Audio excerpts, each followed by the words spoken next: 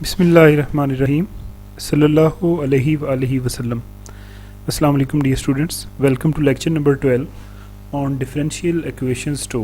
The course code is MTH406. I am your instructor for this course, Rashid Ali, working at Department of Mathematics, Government Postgraduate College Madri, Faisalabad. Dear students, कल के lecture में हमने कुछ theory के points को discuss किया था और किसी भी second order homogeneous linear differential equation के ऑर्डिनरी और सिंगुलर पॉइंट्स को फाइंड आउट करने का मेथड हमने सीखा था। आज के लेक्चर में हम उसी मेथड को जो है वो ऑर्डिनरी पॉइंट वाले को अप्लाई करेंगे और एक्सरसाइज नंबर 10.10 के कुछ क्वेश्चंस का सलूशन हम आज के लेक्चर में डिस्कस करेंगे। एक्सरसाइज नंबर 10.10 है mathematical methods by SM. Yusuf. Find the series solution of each of the following differential equations around the indicated ordinary points। Question number 1 से लेकर 14 तक। तो ये पहले 14 क्वेश्चंस में आपने क्या करना है जी कि आपको ऑर्डिनरी पॉइंट्स दिए हुए हैं, तो ऑर्डिनरी पॉइंट्स के अबाउट आपने सीरीज सोल्यूशन फाइंड आउट करना है। क्वेश्चन नंबर 1 को हम देखते हैं जी। x square minus 1 y double dash plus 4x y dash plus 2y is equal to 0 around x is equal to 0। Ordinary point कौन सा है? x is equal to 0। इसके अराउंड हमने इस सेकंड ऑर्डर डिफरेंशियल इक्वेशन का solution find out करना है। सो ये around the ordinary point x is equal to 0 बात हो रही है, तो हम सबसे पहले कर लेंगे जी given differential equation is x square minus 1 y double dash plus 4x y dash plus 2y is equal to 0। हम इसको नंबर 1 कह लेंगे। अच्छा, मैंने कल की थ्योरी में आपको बताया था, जनरली मैं बात यहाँ पे ये जनरल पॉइंट डिस्कस कर रहा हूँ जो हर सवाल पे एप्लीकेबल है। अगर x नॉट ऑर्डिनरी पॉइंट हो तो सीरीज सोल्यूशन जो होता है इस x नॉट के अबाउट वो फिर क्या होता है? वो होता है summation n is equal to 0 to infinity C N x minus X not raise to the power n। तो ये जो ऑर्डिनरी पॉइंट है वो यहाँ पे जो है वो हमारे पास आता है, और फिर इसका डेरिवेटिव अगर लें तो ये y डैश ये बनता है, और फिर y डबल डैश लें तो ये वाला बनता है। तो जो ऑर्डिनरी पॉइंट होता है वो यहाँ पे आता है, लेकिन सवाल में ऑर्डिनरी पॉइंट कौन सा दिया हुआ है? x is equal to 0।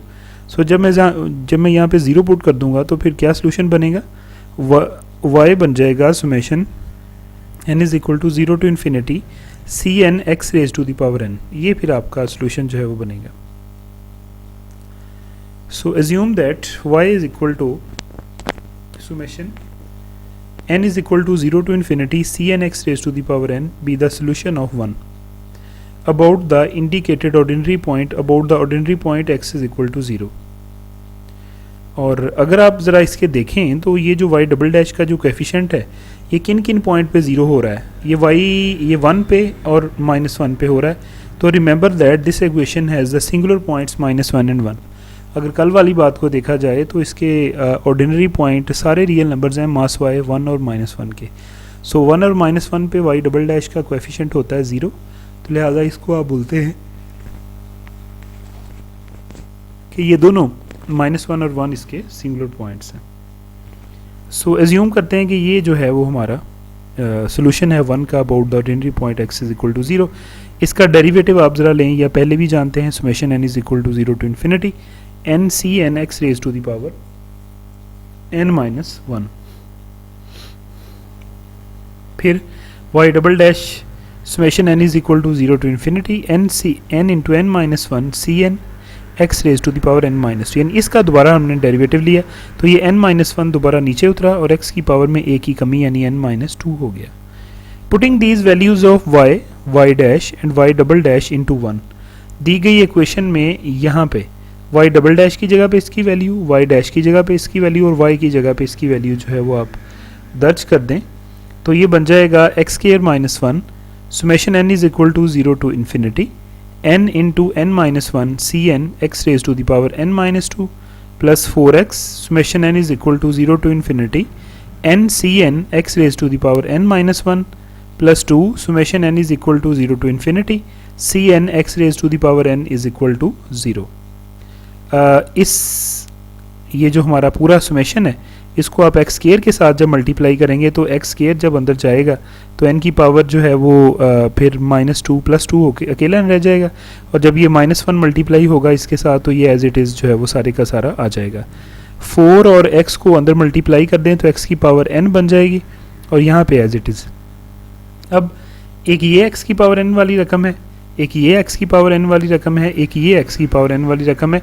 इन तीनों को आप यहाँ पे ज़रा इकट्ठा करके मैंने लिख दिया है, और ये जो x की पावर n -2 वाली जो रकम थी माइनस की साइन के साथ, इसको दूसरी तरफ ले जाके तो प्लस में हमने जो है वो लिख दिया। तो इनमें से अब सुमेशन को आप सिंगल टाइम लिख लें, बाकी c raise to the power n और x raise to the power n common आ रहा है, तो बाकी इधर से क्या बचा n इंटू n -1, इधर से बचा ये 4 और n, तो ये 4n बन गया, इधर से बचा 2 तो ये 2 प्लस का आ गया। राइट साइड पे एज इट इज़ जो है वो लिख देंगे। इस n को अगर आप ज़रा अंदर मल्टीप्लाई करें तो ये बन गया summation n is equal to 0 to infinity n square -n + 4n + 2, और बाहर cn x raise to the power n as it is, और राइट हैंड साइड भी एज इट इज़। इसको सिंप्लीफाई किया तो ये रकम बन गई, राइट हैंड साइड उसी की उसी तरह। इसको दोबारा फैक्टराइज किया जा सकता है, जैसा कि आपको तरीका आता है फैक्टराइजेशन का।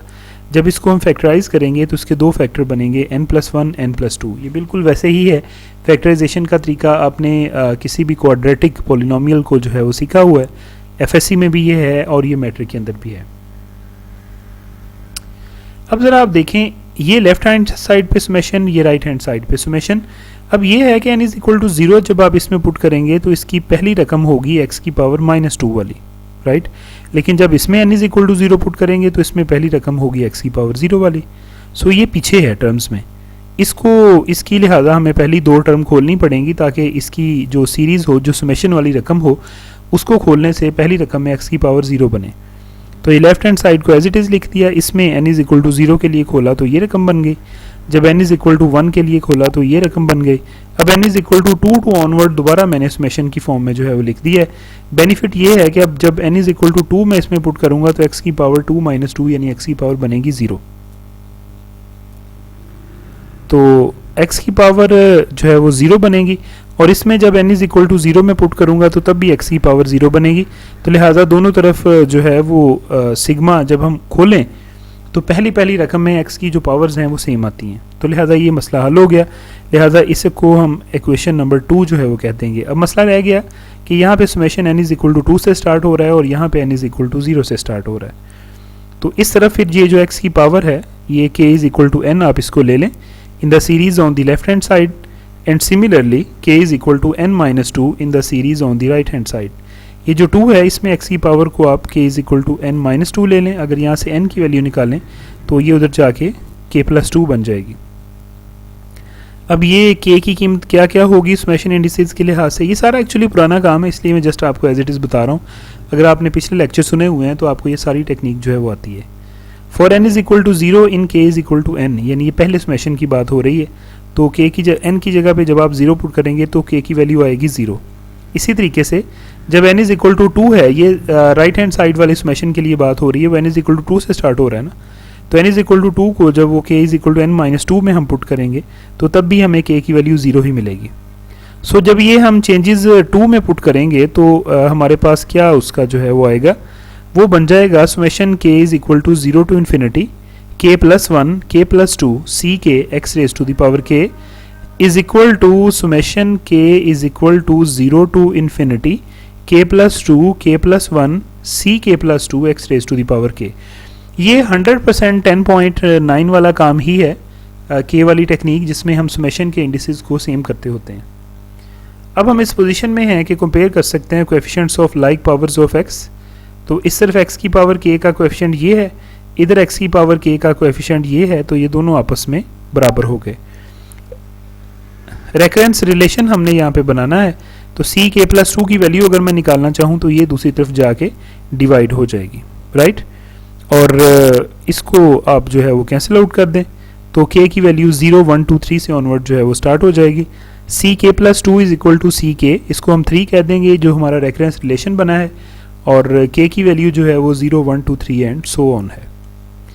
अब आप ज़रा इसमें k is equal to 0 put करें तो c2 की पहली वैल्यू आएगी और वो c0 के बराबर होगी। यानी सी नॉट सी वन जो है वो नहीं हम निकाल सके, वो एज इट इज़ रहेंगी और बाकी कीमतें अब सी नॉट और सी वन की शक्ल में जो है वो आएंगी।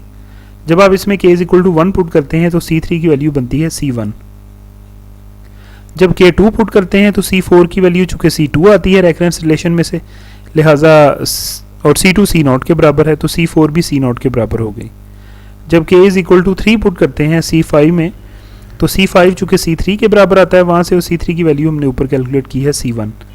तो लिहाजा ये आपने देखा कि सारे कॉन्स्टेंट्स की जो कीमतें थी कुछ की C नॉट की शक्ल में निकली हैं, कुछ की C1 की शक्ल में निकली हैं। सो लिहाजा रिक्वायर्ड सोल्यूशन क्या बनेगा जी, y is equal to summation n is equal to 0 to infinity Cn x raise to the power n, या अगर आप इसको खोलें तो ये y बनता है C not plus C1x plus C2x square plus C3x4 plus C4x4 plus C5x5 plus so on. अब ज़रा ये C नॉट C1 तो ज़ाहिर एज इट इज़ ही रहेंगे, इनकी हमने कीमतें नहीं निकाली बाकी इनकी शक्ल में। बाकी C2 C3 C5 तक जो है वो आप कीमतें ज़रा यहाँ पे दर्ज करें। C नॉट वाली रकमों को आप इकट्ठा करके, जैसे C नॉट वाली ये है, C नॉट वाली ये है, C नॉट वाली ये है, इनको इकट्ठा करके इनमें से C नॉट अगर आप कॉमन ले लें तो अंदर इन्फिनिट सीरीज़ बनेगी 1 plus x square plus x4 plus so on.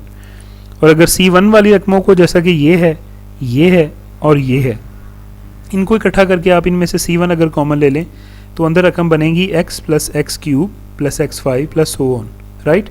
अब अगर आप ज़रा, वैसे तो अकॉर्डिंग टू द बुक अगर देखा जाए तो ये सोल्यूशन ये साइड पे है, लेकिन मैंने जस्ट आपको जो थ्योरी बताई थी उसमें हमने देखा था कि ये मेथड लगाने से हमें 2 linearly independent sets of solutions निकलते हैं और जनरल सोल्यूशन जो होता है वो दोनों का सम होता है। तो एक्चुअली y यहाँ पे किस तरह का निकला है भला, y निकला है C not into infinite series है, मैंने उसको y1 ऑफ x कह दिया, plus C1 into infinite series है, उसको मैंने y2 ऑफ x कह दिया। अब यहाँ पे हमारी जो y1x है,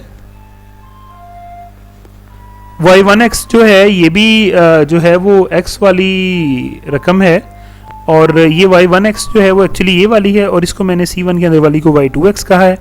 तो ये दोनों क्या हैं, ये दो आर्बिट्रेरी लीनियरली इंडिपेंडेंट सॉल्यूशंस हैं दी गई इक्वेशन के, ये वाले। और जनरल सोल्यूशन कैसे बनता है, ये C नॉट इससे मल्टीप्लाई हो रहा है, तो जनरल सोल्यूशन है C not y1 of x plus C2 y2 of x। ये जस्ट आपके कॉन्सेप्चुअल अंडरस्टैंडिंग के लिए है, सोल्यूशन में आपने ये नहीं करना। अब यहाँ पे यहाँ तक हम पहुँच गए। आप ज़रा C नॉट और C1 इसमें से आप x को कॉमन ले लें अंदर से, तो C1x इंटू ये वाला बन गया। अब ज़रा आप देखें तो ये 1 plus x square plus x4 plus so on, और इधर भी 1 plus x square plus x4 plus so on, ये जो है वो कॉमन अगर निकले तो अंदर क्या बनता है, यहाँ से C नॉट और यहाँ से C1x, तो C not plus C1x into 1 plus x square plus x4 plus so on.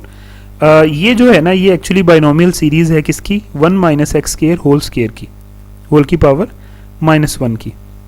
तो ये फिर अगर मैं बटे में लेकर आऊँ तो प्लस का 1, तो ये बन गया y is equal to C not plus C1x over 1 minus X square.